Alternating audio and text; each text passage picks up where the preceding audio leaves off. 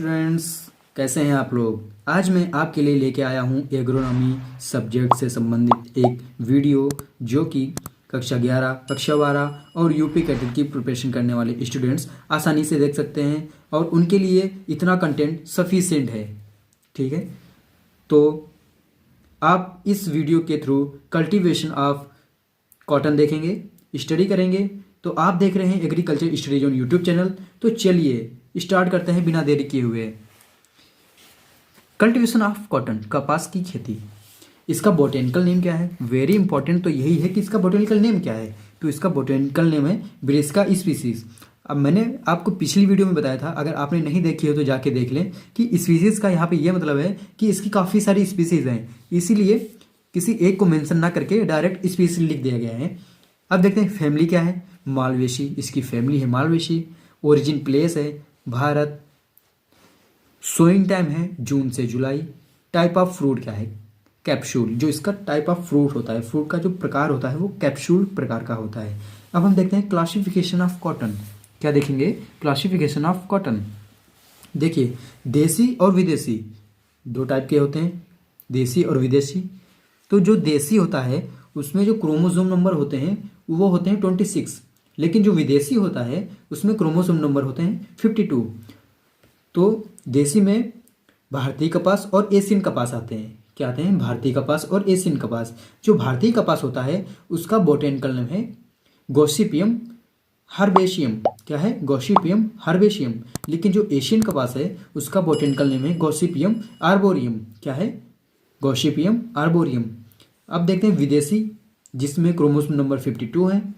उसमें आते हैं अमेरिकन कपास और इजिप्शियन कपास। क्या आते हैं? अमेरिकन कपास और इजिप्शियन कपास। अमेरिकन कपास का जो बोटेनिकल नेम है वो है गॉसिपियम हिरसुटम। क्या है? Gossypium hirsutum.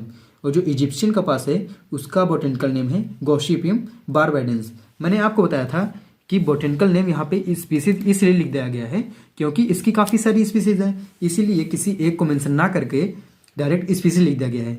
तो अब हम आपको बताएंगे कि वो स्पीसीज कौन कौन सी हैं। देखिए, क्या है? हार्बेशियम है, आर्बोरियम है, हिरसुटम है, बारबाडेंस है। ठीक है, अब हम आगे बात करते हैं।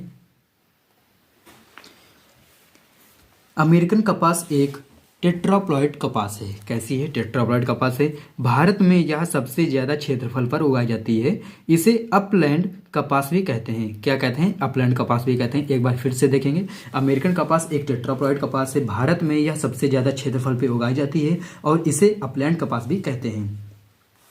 कपास की फली में नाइट्रोजन कितना होता है? कपास की खली में नाइट्रोजन ओनली 6% होता है। कितना? 6%। विश्व में कपास के क्षेत्रफल में भारत का प्रथम स्थान है। विश्व में कपास के क्षेत्रफल का भारत का प्रथम स्थान है। भारत में उत्पादन व क्षेत्रफल में गुजरात का प्रथम स्थान है। ठीक है, कपास में तेल की प्रतिशत मात्रा कितनी होती है? लिखा है कि कपास में तेल की प्रतिशत मात्रा 15 से 20%, 25% होती है। कपास की एक गांठ का वजन क्या होता है? 170 किलोग्राम, जबकि जूट की एक गांठ का वजन होता है 180 किलोग्राम। ये जो क्वेश्चंस हैं ये यूपी कैडेट में आ जाते हैं, आप लोग ध्यान दीजिएगा, नोट डाउन कर लीजिएगा।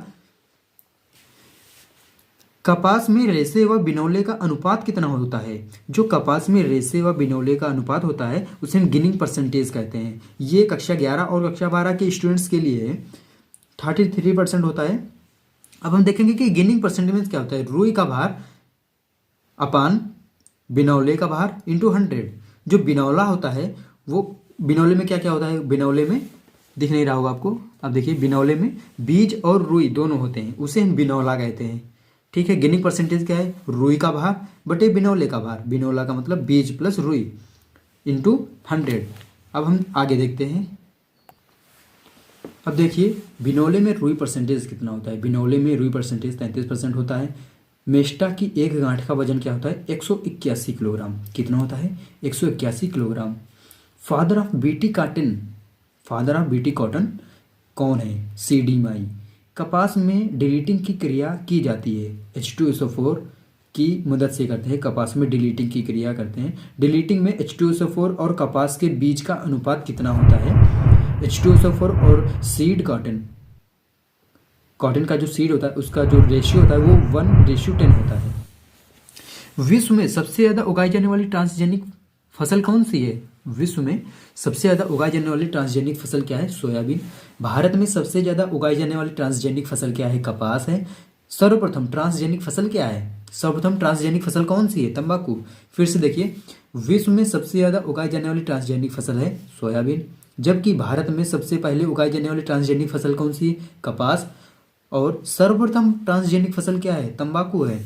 अब हम देखते हैं बीटी कॉटन के बारे में। अभी मैंने ऊपर बात की कि फादर ऑफ बीटी कॉटन कौन है? सी डी माई। अब हम देख ही लेते हैं कि बीटी कॉटन है तो है क्या। चलिए, बीटी कॉटन मतलब कि बैसिलस थ्रूजेंसिस। बैसिलस थ्रूजेंसिस बीटी कॉटन का प्रयोग कॉटन बॉलवर्म के विरुद्ध प्रयोग करते हैं। ये एक ऐसा कॉटन है जिसे कॉटन बॉलवर्म एक इंसेक्ट है जो इसे खाता नहीं है, इसे हानि नहीं पहुंचाता है। तो बीटी कॉटन का प्रयोग कॉटन बॉलवर्म इंसेक्ट के विरुद्ध प्रयोग करते हैं। बीटी कॉटन CRY1AC जीन से संबंधित है। किस जीन से है? CRY1AC gene.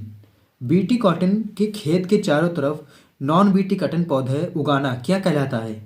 देखिए, बीटी कॉटन के खेत के चारों तरफ नॉन बीटी कॉटन प्लांट्स उगाना रिफ्यूजिया कहलाता है। क्या कहलाता है? Refugia strategy. Area of BT cotton in India. Bharat में बीटी कॉटन का जो एरिया है वो कितना है? वो है 12.6 मिलियन हेक्टेयर। कितना है?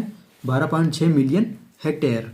बीटी कॉटन का सर्वाधिक उत्पादन, बीटी कॉटन का सर्वाधिक उत्पादन महाराष्ट्र में होता है, जिसमें 1 हेक्टेयर में बीटी कॉटन के प्लांट्स कितने होते हैं? 10,000 प्लांट्स। वेरी इंपॉर्टेंट क्वेश्चन है यूपी कैटेट के लिए और ICAR और BHU के लिए।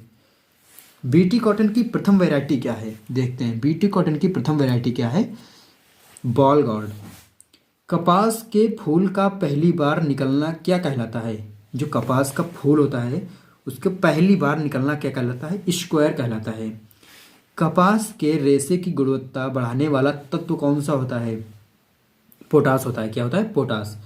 कपास के बिनौले में विषैला तत्व पाया जाता है। कपास का जो बिनौला होता है उसमें एक विषैला तत्व पाया जाता है, उसे गॉसिपॉल बोलते हैं। ठीक है, क्या बोलते हैं? गॉसिपॉल।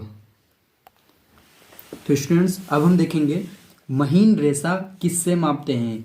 ये जो 4 क्वेश्चंस हैं यूपी कैटेट, BHU, ICAR के एंट्रेंस एग्जाम में आ जाते हैं। महीन रेशा किससे मापते हैं? माइक्रोनायर से। किससे मापते हैं? माइक्रोनायर से। रेशे की गुणवत्ता मापते हैं एरिलोमीटर से। किससे मापते हैं? एरिलोमीटर से।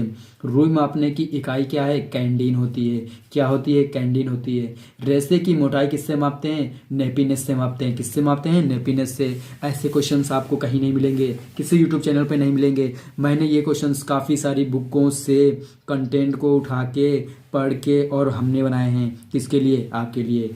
अब हम देखते हैं, जो एरिलोमीटर है वो परिपक्वता मापने के लिए एक इकाई है। क्या है? परिपक्वता मापने की इकाई है।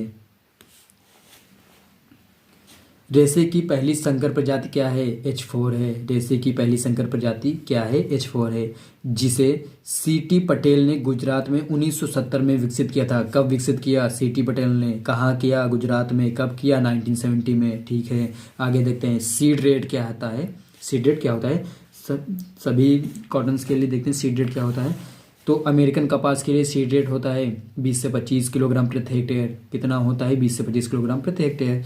देसी कपास के लिए 16 से 18 किलोग्राम प्रति हेक्टेयर होता है। कितना होता है? 16 से 18 किलोग्राम प्रति हेक्टेयर। अगर वीडियो पसंद आई हो तो कमेंट करें। क्या करेंगे? कमेंट में लिखेंगे। क्या लिखेंगे? जो आपको नेक्स्ट वीडियो चाहिए है। ठीक है, आगे देखते हैं संकर कपास क्या है। संकर कपास 1.5 किलोग्राम प्रति हेक्टेयर। कितना होता है? 1.5 किलोग्राम प्रति हेक्टेयर संकर कपास की सीड रेट होती है। बीटी कॉटन की सीड रेट क्या है? बहुत कम है। कितनी है? 2 से 2.5 किलोग्राम प्रति हेक्टेयर। अब हम देखते हैं varieties. Very important question, very interesting.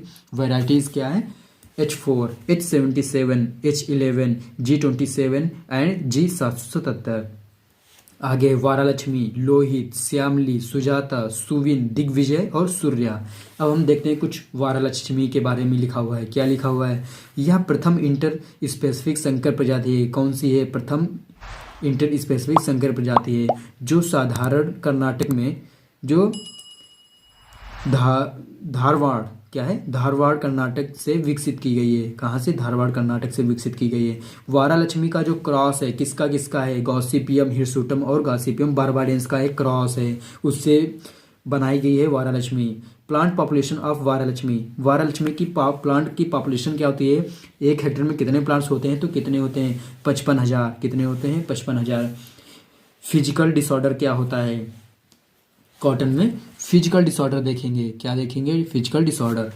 तिरक very important, कक्षा 12th एंड कक्षा 12 के स्टूडेंट्स के लिए है। बोर्ड एग्जाम में आ जाता है कि तिरक क्या है, शॉर्ट फॉर्म में लिखिए, 2 नंबर का क्वेश्चन आता है। सीड बॉल का परिपक्व होना, जो सीड का बॉल होता है कॉटन का, उसका परिपक्व होने से पहले फट जाना, मतलब कि सीड का जो बॉल होता है परिपक्व हुआ नहीं और पहले ही फट गया, उसे हम तिरक कहते हैं। जो कि नाइट्रोजन की कमी से होता है। किसकी कमी से होता है? नाइट्रोजन की कमी से होता है।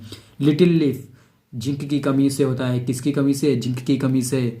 और क्रिंकल लीफ किसकी कमी से होता है? कमी से नहीं होता है, ये अधिकता से होता है। किसकी? मैग्नीज की अधिकता से होता है। नेक्स्ट देखते हैं, अब हम देखेंगे इंसेक्ट्स, कॉटन में लगने वाले इंसेक्ट। कपास का गुलाबी कीट वेरी इंपॉर्टेंट है।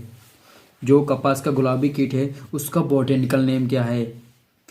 देखेंगे, पेक्टिनोफोरा गॉसिपिलिया। क्या है? पेक्टिनोफोरिया गॉसिपिलिया। अमेरिकन कपास का कीट क्या है? अमेरिकन कपास जो कीट है उसका बॉटेनिकल नेम क्या है? वो है हेलिकोवर्पा आर्मीजेरा। वैज्ञानिक नेम क्या है? Helicoverpa armigera. लीफ रोलर, जो लीफ होता है उसको रोल रोल करके घुमा देने वाला कीट है, उसका वो वैज्ञानिक नाम क्या है? साइलेप्टा डेरोगेटा। क्या है? साइलेप्टा डेरोगेटा। तो स्टूडेंट्स, यदि आपको वीडियो पसंद आए तो कमेंट बॉक्स में कमेंट करें। कमेंट में क्या करेंगे? अगर कुछ नहीं समझ आ रहा है तो यस लिख दें, ठीक है। और वीडियो को लाइक करें, यूट्यूब चैनल को सब्सक्राइब करें। Thank you.